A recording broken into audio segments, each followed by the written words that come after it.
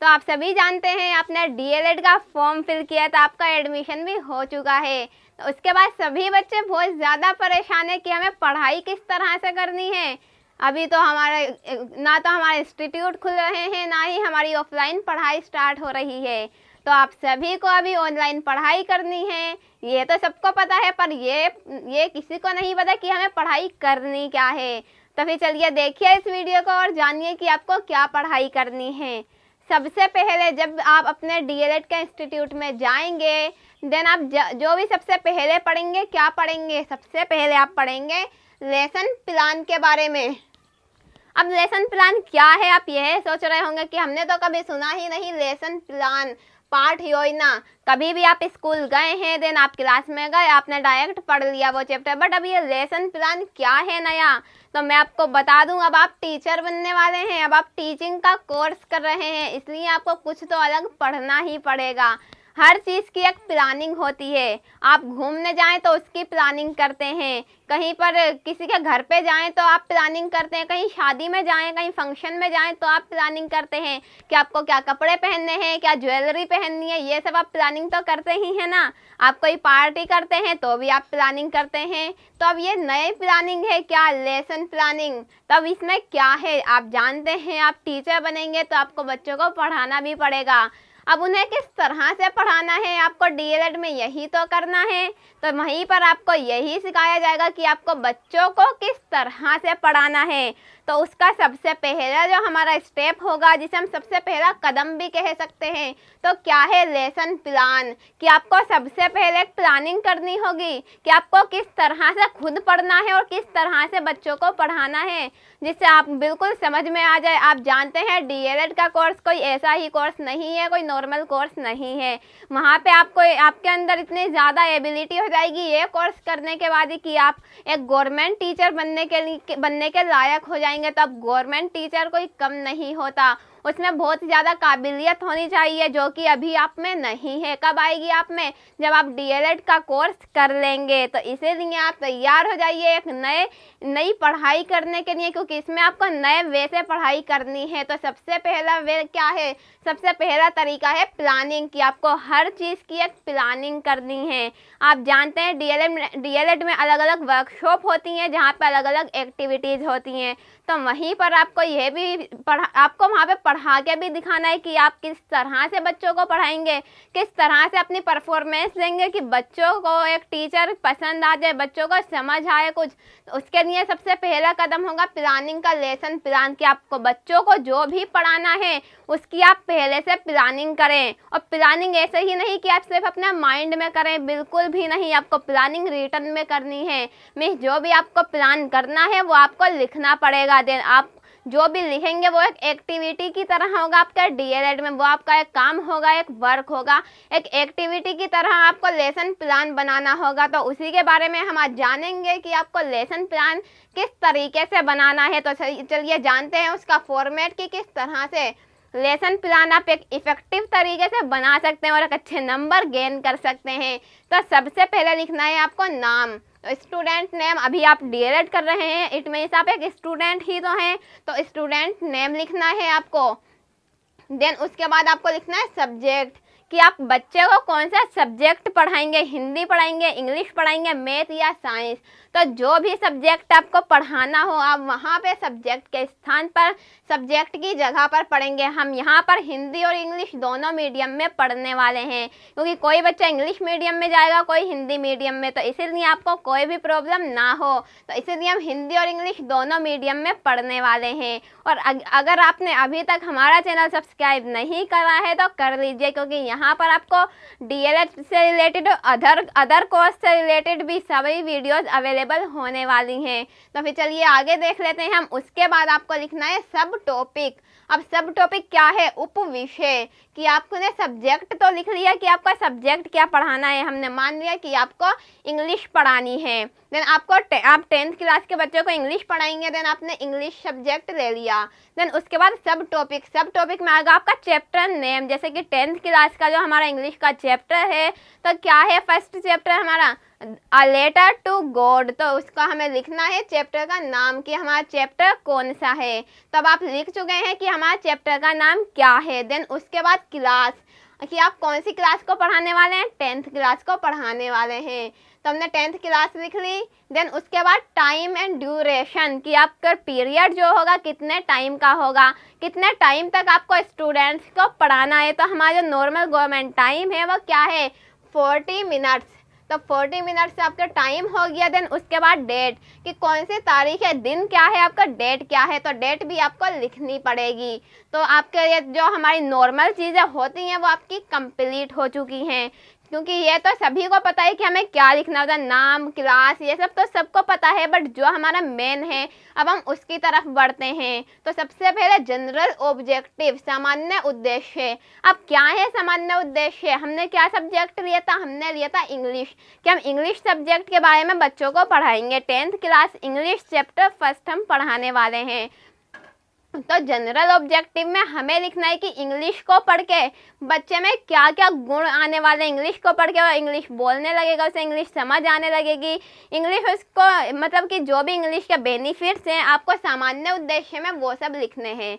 But आपने यहाँ पे इंग्लिश सब्जेक्ट, जो हमारा सब्जेक्ट है इंग्लिश, उसका लेसन प्लान बनाया है, तो आपको जनरल ऑब्जेक्टिव जो है सिर्फ फर्स्ट पेज पे ही लिखने होंगे। अदरवाइज आपके बाकी के लेसन प्लान होंगे सेकंड चैप्टर के, थर्ड चैप्टर के, फोर्थ चैप्टर के, तो उसमें आपको जनरल ऑब्जेक्टिव नहीं लिखने होंगे। यह आपको बहुत अच्छे से ध्यान रखना है कि जनरल ऑब्जेक्टिव सिर्फ आपके फर्स्ट लेसन प्लान में ही लिखे जाएंगे, बाकी में नहीं लिखे जाएंगे, क्योंकि इंग्लिश तो सारे जनरल ऑब्जेक्टिव एक ही होंगे। अब हमें रिपीट करने से क्या फ़ायदा, हम अपना टाइम भी वेस्ट ना करें, सिर्फ अपने थोड़ा अपने माइंड को डेवलप करना है कि हाँ हमें याद रखना है कि हमें बच्चों को इस तरह से पढ़ाना है कि उनमें इतनी एबिलिटी आ जाए, उन्हें वो इतना सीखें कि जो भी हम उन्हें बताना चाहते हैं वो सब उन्हें याद हो जाए। और कोई अट्टाफिकेशन नहीं कराना, हमें अच्छे से याद कराना है। तो जनरल ऑब्जेक्टिव में यही आएगा कि इंग्लिश को पढ़ के बच्चों में क्या क्या नई चीज़ें आने वाली हैं। देन उसके बाद स्पेसिफिक ऑब्जेक्टिव, विशिष्ट उद्देश्य। अब क्या है विशिष्ट उद्देश्य, हमने जो टॉपिक लिया था क्या था हमारा chapter, a letter to God. तो a letter to God chapter को पढ़ के बच्चों में क्या क्या नई चीज़ें का विकास होने वाला है, क्या क्या नई चीज़ें बच्चे सीखने वाले हैं, तो हमें स्पेसिफिक ऑब्जेक्टिव में वो सब लिखना है कि अ लेटर टू गॉड बच्चों में क्या होगा, आत्मविश्वास बढ़ेगा, बच्चों का हार न मारने की प्रवृत्ति पैदा होगी, भगवान के ऊपर विश्वास बढ़ेगा। तो ये सब ऑब्जेक्टिव जो हैं वो हमारे विशिष्ट उद्देश्य में होंगे। और जो हमारे स्पेसिफिक ऑब्जेक्टिव है वो हर चैप्टर के अलग होंगे, क्योंकि हर चैप्टर सेम तो नहीं होता। कोई भी कहानी हो, कोई भी चीज़ हो, हर चीज़ हमें कुछ ना कुछ नया ज़रूर सिखाती है। अब वो क्या नया सिखाती है आपको वो यहाँ पर लिखना है। तो हर चैप्टर का आपका अलग स्पेसिफिक ऑब्जेक्टिव होगा। तो जैसे जैसे हम डीएलएड के और सब्जेक्ट पढ़ते जाएंगे, जो जो चैप्टर हम कवर करते जाएंगे उसके स्पेसिफिक ऑब्जेक्टिव भी हम कवर करते जाएंगे। तो इसमें आपको कोई भी प्रॉब्लम नहीं होने वाली।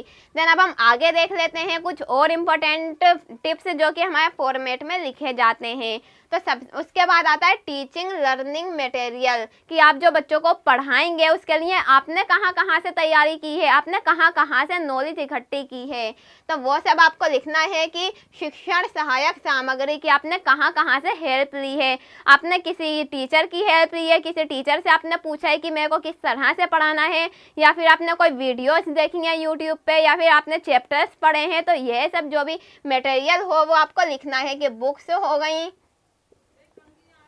हो गई आपकी, या फिर फ़ोन हो गया कि आपने फ़ोन से पढ़ाई की है, फ़ोन की हेल्प ली है, या फिर आपने किसी पर्सन की हेल्प ली है, या फिर आपका कोई सिस्टर हो सकती है, कोई टीचर हो सकता है। तो इसी तरह से जो भी आपका मटेरियल, जो भी सामग्री हो, जिस व्यक्ति से भी, जिस चीज़ से भी आपने हेल्प ली है वो सब आपको यहाँ पर लिखना है। देन उसके बाद टीचिंग मेथड, शिक्षण विधि, कि आपको किस तरीके से बच्चे को पढ़ाना है। मीन्स एक्टिविटी के द्वारा जो आप कोई क्रियाकलाप करके बच्चों को बताना है, कोई एग्जाम्पल की सहायता से आपको बताना है। और मैं आपको बता दूं टीचिंग मेथड जो होता है कोई एक नहीं होता, क्योंकि आप एक जगह पे थोड़े टाइम तक एक ही तरह से नहीं पढ़ा सकते। क्योंकि अब मैं आपको बोल के बता रही हूँ, मैंने यहाँ लिख भी रखा है। तो इसी तरह से अलग अलग मेथड होते हैं। तो मैंने क्या क्या मेथड का यूज़ किया, मैंने राइटिंग मेथड का यूज़ किया, तो राइटिंग मेथड हो गया मेरा, और स्पीकिंग मेथड में आपको बोल के भी बता रही हूँ, और मैंने आपको एग्जाम्पल भी दिए हैं, बुक से, फोन, पर्सन, तो मैंने एग्जाम्पल के मेथड से भी बताया। एक्टिविटी के मेथड से मैंने आपको अभी नहीं बताया, तो मैं एक्टिविटी मेथड नहीं लिखूंगी। तो इसी तरह से आप जिस तरीके से भी बच्चों को पढ़ाएंगे वो मेथड से आपको यहाँ पर लिखने हैं। देन उसके बाद प्रीवियस नॉलेज टेस्टिंग, आप क्लास में एंटर करेंगे बच्चों को पढ़ाने के लिए। देन आप उनसे कुछ क्वेश्चंस पूछेंगे, उनकी नॉलेज चेक करेंगे कि आपको क्या क्या नॉलेज है, और आप अपना भी परीक्षण करेंगे कि आपको क्या क्या पता है। जैसे कि आपने कोई भी टॉपिक लिया है तो उस टॉपिक के बारे में आपको थोड़ी बहुत तो नॉलेज होगी ही। ऐसा तो नहीं है कि आप जब भी पढ़ेंगे और जब भी आपके पास नॉलेज आएगी, ऐसा बिल्कुल भी नहीं होता। आप बचपन से पढ़ते आ रहे हैं तो इट मीन्स आपको बहुत ज़्यादा नॉलेज होगी उसके बारे में। तो यही है पूर्व ज्ञान परीक्षण की, आपको कितना पता, बच्चे को उस टॉपिक के बारे में कितना पता है। तो यही सब आपको प्रीवियस नॉलेज टेस्टिंग में लिखना है। देन उसके बाद जो हमारा आता है वह teacher questions and student answer, छात्राध्यापिका प्रश्न संभावित उत्तर, कि आप क्लास में तो आपने एंटर कर लिया, अब आप जानेंगे कि बच्चों को कितनी नॉलेज है, और आपको जो भी पढ़ाना है उस टॉपिक पर आप किस तरह से आएंगे। आप डायरेक्ट तो जाके बोलेंगे नहीं कि चलो बच्चों किताब निकालो अब हम ये चैप्टर पढ़ने वाले हैं, ऐसे थोड़ी ना बोला जाता है। अब कोई तो वे होगा बच्चों को पढ़ाने के लिए जिससे उन्हें बच्चों पर एक अच्छा इंप्रेशन पड़े, बच्चों को पता लगे कि हाँ आप में कुछ ऐसी एबिलिटी है कि वो बच्चे आपसे पढ़ सकें, वो बच्चे आपको पसंद कर सकें। क्योंकि अगर बच्चे आपको पसंद ही नहीं करेंगे तो बच्चे आपसे पढ़ेंगे कैसे। इसलिए आपको एक ऐसा तरीका निकालना है जिससे बच्चों में का इंप्रेशन अच्छा बैठे। तो आप उनसे कुछ क्वेश्चंस करेंगे रिलेटेड आपके जो टॉपिक है उससे। अब कुछ ना कुछ तो ऐसा बच्चे क्वेश्चन करेंगे ही जिससे आप अपने टॉपिक पर आ जाएं। तो यही जो भी आप क्वेश्चन करेंगे वो आपको लिखने हैं। देन उसके बाद स्टूडेंट आंसर, कि आपने जो भी क्वेश्चंस किए हैं बच्चों ने उनके आंसर किस तरीके से किए हैं, क्या क्या बच्चों ने आंसर दिए हैं, तो यह सब भी आपको लिखना है। लिखना है, आपको लिखना ज़रूर है। आपको कुछ भी प्रैक्टिकल नहीं करना, हर चीज़ आपको राइटिंग में करनी है। आप ये बहुत अच्छे से याद रखिएगा, क्योंकि जब तक आप राइटिंग में नहीं करेंगे तब तक आपके माइंड में वो चीज़ फिक्स नहीं होने वाली। तो इसलिए आपको लिखना तो ज़रूर पड़ेगा। हर चीज़ के आपको नोट्स बनाकर रखने हैं जो कि आपके लिए बहुत हेल्पफुल होंगे आगे। देन उसके बाद पर्पज़ स्टेटमेंट, उद्देश्य कथन, कि आपका जो आप चैप्टर पढ़ाएंगे उससे रिलेटेड क्या उद्देश्य है। हमारा चैप्टर अब स्टार्ट हो जाता है, इट मीन्स आपने क्वेश्चन किया, बच्चों ने आंसर दिया, आप आगे क्वेश्चन करेंगे, बच्चे आगे आंसर देंगे, देन बच्चे खुद भी क्वेश्चन करेंगे आपसे, तब अब क्वेश्चन का आंसर देने के लिए आप अपना चैप्टर स्टार्ट कर देंगे। क्योंकि आपका मेन मोटिव जो है वो यही तो है, आपको अपना चैप्टर पढ़ाना है। तो हमारा चैप्टर अब स्टार्ट हो चुका है। देन पर्पज स्टेटमेंट या फिर स्टेटमेंट ऑफ टॉपिक, अब आपको बच्चों को अपना टॉपिक समझाना है कि हमारा टॉपिक क्या है। सबसे पहले आप नाम बताएंगे कि बच्चों आज हमारा टॉपिक ये है, आ लेटर टू गॉड, इसके राइटर हैं, उसमें क्या क्या बताया गया है, ये सब हमारे पढ़ने वाले हैं। इससे आपको ये पता लगेगा। जो भी आपको तरीका अच्छा लगता है, जो भी आपने प्लानिंग कर रखी है अपने माइंड में कि आपको बच्चों को किस तरह से पढ़ाना है, वो आपको अब स्टार्ट करना है। और जिस भी तरीके से आप स्टार्ट करेंगे उसको भी आपको लिखना है। तो हर चीज़ आपको लिखनी है। देन उसके बाद प्रेजेंटेशन, प्रस्तावना, यही जैसे कि मैं आपको बता ही चुकी हूँ कि आपको स्टार्टिंग कैसे करनी है वो आपकी जिम्मेदारी है। आपने सोचा होगा कि आपको किसी भी चीज़ की स्टार्टिंग कैसे करनी है। आ लेटर टू गॉड है, हमने लिया था इंग्लिश का 10th क्लास का चैप्टर है, हमारा फर्स्ट चैप्टर इंग्लिश का। तो जैसे कि आप बताएंगे कि उसमें एक आदमी था जो उसका नाम रेंचो था, तो वो खेती किया करता था, उसकी फसल खराब हो जाती है तो भगवान को पत्र लिखता है, भगवान को कंप्लेंट करता है। तो इसी तरह से आपको प्रेजेंटेशन देना है। देन उसके बाद टीचिंग पॉइंट, शिक्षण बिंदु। देन उसके बाद टीचिंग लर्निंग पर्पज, शिक्षण अधिगम प्रक्रिया। देन इवेलुएशन, जिसे मूल्यांकन भी कहा जाता है। अब क्या है ये है सब, तो सबसे पहले आपको चैप्टर समझाना है। आपने स्टार्टिंग तो कर दी है, पर आपने प्रेजेंटेशन दे दिया, इस प्रस्तावना बता दी है कि चैप्टर जो है वो किस तरह से स्टार्ट होता है, चैप्टर में क्या क्या बताया गया है, वो सब है। देन उसके बाद आप बच्चों को किस तरह से समझाते हैं, किसी एग्जाम्पल की हेल्प से समझाते हैं या फिर किसी एक्टिविटी की हेल्प से समझाते हैं, तो वो सब आपको लिखना है। टीचिंग पॉइंट, कि आपने क्या तरीका अपनाया है उसको करने का, जो भी आपने करा है। जैसे कि एक्टिविटी 1 हमने ली है तो एक्टिविटी 1 हो गई हमारी। एक्टिविटी 1 हो गई शिक्षण अधिगम प्रक्रिया। अब एक्टिविटी 1 में आपने क्या करा है, हमने टीचिंग मेथड में क्या पढ़ा था कि आपने क्या क्या तरीका अपनाया है। तो यहाँ पे सिर्फ हमने तरीका लिखा था, बट यहाँ पे हमें क्या लिखना है, उस तरीके को हमने किस तरह से कारगर किया है, कि मीन्स जो भी हमने तरीका अपनाया तो उस पर हमने किस तरह से काम किया है। आपने एग्जाम्पल दिया है तो आपने किस चीज़ का एग्जाम्पल दिया है बच्चों को समझाने के लिए। आपने लिखा है तो वो क्या लिखा है, किस चीज़ के बारे में आपने लिखा है, तो वो सब आपको बताना होगा। देन उसके बाद इवेलुएशन, मूल्यांकन के मूल्यांकन में कि बच्चों ने किस तरह से उसमें प्रतिक्रिया दी, उसका क्या रिजल्ट निकला, मीन्स बच्चों को समझ भी आया या नहीं, या फिर आपने सिर्फ अपनी तरफ से तो बता दिया, बच्चों को कुछ समझ ही नहीं आया। तो मूल्यांकन में आपको लिखना होगा कि आपने ये करा था, बच्चों को ये समझ आया, उसका बच्चों ने प्रतिक्रिया में उसका रिस्पॉन्स इस तरह से दिया, बच्चों ने ये क्वेश्चंस किए उसके बाद में, तो यह सब आपको लिखना है। देन उसके बाद हम रिकेपिटुलेशन के बारे में पढ़ेंगे, जिसे हिंदी में पुनरावृत्ति भी कहा जाता है। अब पुनरावृत्ति से आप समझ ही गए होंगे बहुत अच्छे से कि हमने जो कुछ भी पढ़ा है उन सबको रिवाइज करना।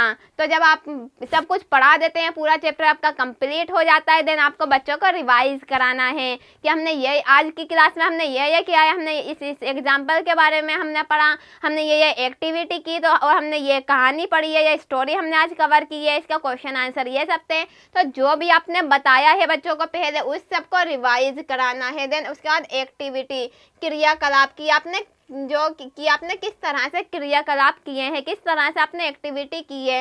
मीन्स आप अपने बच्चों को फ्लैश कार्ड के द्वारा समझाया है या फिर फिजिकल एक्टिविटी। अब फ्लैश कार्ड क्या होते हैं मैं जानती हूँ, आपको नहीं पता फ्लैश कार्ड, तो मैं आपको बता देती हूँ। आपने कार्ड तो सुना ही होगा, कार्ड नहीं तो आपने चार्ट तो सुने ही होंगे। चार्ट पेपर जो होता है उस पर क्या हम बहुत सारे डायग्राम बनाते हैं, अपने वॉल्स पे लगाते हैं, जिससे आपको समझ आ जाए।